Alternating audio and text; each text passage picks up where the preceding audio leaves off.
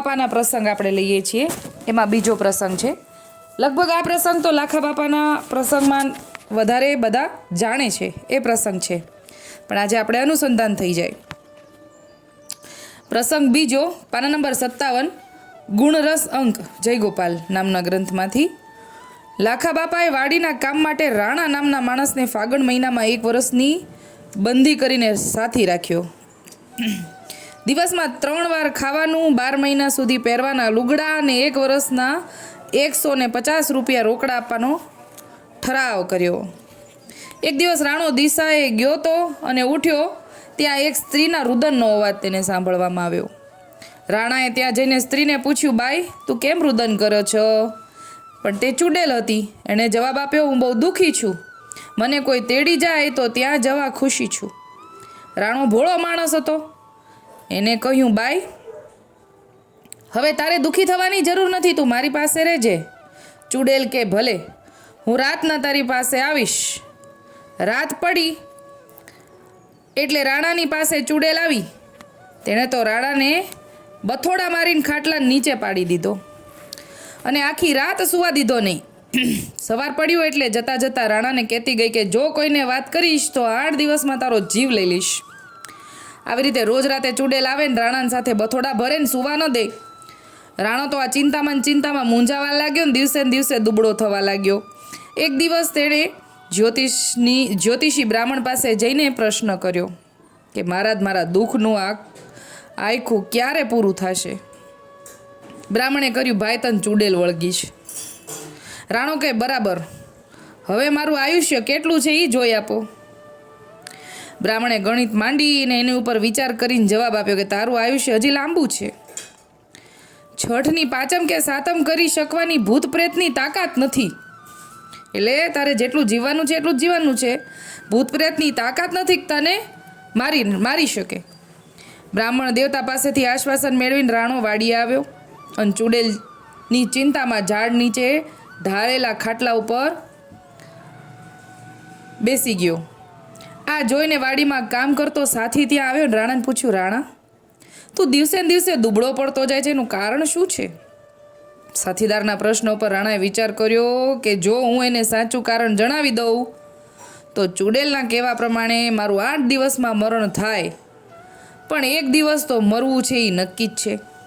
આમ વિચારીને તેણે પોતાના સાથીદારને બધી વાત ટૂંકમાં કહી દીધી કે ભાઈ, હવે હું થોડા દિવસનો મહેમાન છું. સાથીદારે લાખા બાપાને વાત કરીને લાખા બાપાએ વાડી આવીને રાણાને પૂછ્યું, રાણા, આ સાથી કહે છે તેની વાત સાચી છે?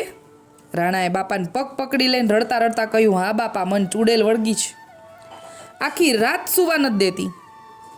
વાત સાંભળીને ભગવદીય લાખા બાપાનું દિલ દ્રવીભૂત થઈ ગયું.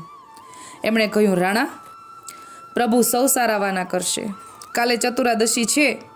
તું સવારે નાઈને કોઈને અડ્યા વિના ભીને પોતીએ મારી પાસે વાડીએ આવજે. બાપાના કહેવા પ્રમાણે 14ની સવારે રાણો નાઈને બાપાની પાસે આવ્યો. લાખા બાપાએ ગોપેન્દ્રજીનું સ્મરણ કરીને તેની ડોકમાં માળા બાંધી અને કહ્યું, તારી શક્તિ પ્રમાણે સામગ્રી કરીને ઠાકોરજીને ધરીને 5 ભગવદીને લેવરાવજે. હવે તને માળા બાધા નહીં કરે. એટલે કે જ્યારે શરણદાન આપ્યું ને લાખા બાપાએ, ત્યારે સામે કીધું કે હવે તું તારી શક્તિ પ્રમાણે 5 વૈષ્ણવને લેવરાવજે. શરણદાન મળ્યું છે એટલા માટે. હવે તને માળા બાધા નહીં કરે. હવે શરણદાન મળ્યું એટલે હવે લેવરાવી શકે વૈષ્ણવોને, અને માળા છે એટલે હવે તને કોઈ બાધા ન કરી શકે. તારી પાસે આવે ને માળા છોડી નાખવાનું કે તો છોડીશ નહીં. પ્રભુ સર્વ સામર્થ્યવાન છે. તે જ દિવસે રાતના ચૂડેલ આવીને રાણાની ડોકમાં માળા જોઈને જાણે તેનાથી દજાતી હોય એમ સંકોચાઈને દૂર ઊભી રહીને માળા છોડી નાખવા માટે રાણાને સમજાવવા માંડી. પણ લાખા બાપાએ પાઠ ભણાવી દીધો હતો એટલે મન મક્કમ રાખીને રાણાએ માળા છોડી દેવાની ના પાડી. એમ 2-4 દિવસ રાતના તે આવી અને વધારે ને વધારે દૂર ઊભી રહીને રાણાને સમજાવતી, પણ રાણાની ટેકથી પછી તે આવતી બંધ થઈ ગઈ. અન્ય માર્ગવાળો હોવા છતાં રાણાએ માળાનો અને લાખા બાપા જેવા વૈષ્ણવના પ્રતાપનો પ્રત્યક્ષ અનુભવ કર્યો. પછી રાણો જીવ્યો ત્યાં સુધી લાખા બાપાના કહેવા પ્રમાણે વર્ષો વરસ લાડુ કરીને લેવરાવતો.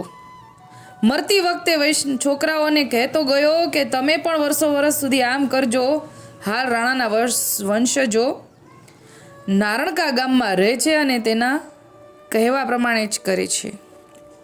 આ પ્રસંગ અહીંયા વિરામ આપે છે. આ પ્રસંગ ખૂબ જાણીતો છે, પણ અહીંયા આપણને આવ્યો એવા લાખા બાપાને આપણા દંડવત પ્રણામ પહોંચે. આવતીકાલે આપણે બીજો પ્રસંગ લઈશું. આપણી માળા છે ને, માળા અને તિલક જોઈને તો જમ પણ ઢુકડા આવતા નથી. આ તો ચૂડેલની તો શું ઓકાત છે. અત્યારે આટલું જ બોલીને મારી નાની વાતને વિરામ આપ. બોલ શ્રી ગોપાલ લાલ કી જય.